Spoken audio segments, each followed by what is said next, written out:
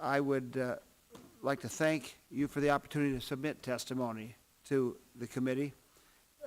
I want to specifically urge this committee to exclude from the House budget resolution proposals under discussion to fund the Environmental Protection Agency's efforts to implement regulations on greenhouse gas emissions.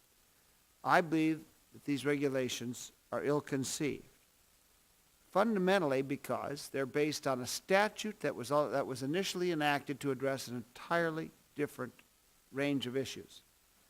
I believe that Congress should take the authorizing step of putting in place a statute relative to greenhouse gas emissions before agency activity moves forward.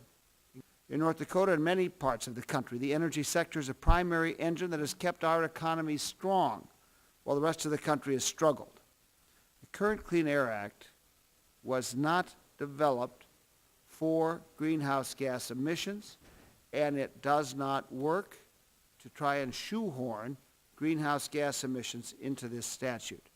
I'm worrying about the jobs this summer in the coal generating facilities found in the plains of North Dakota.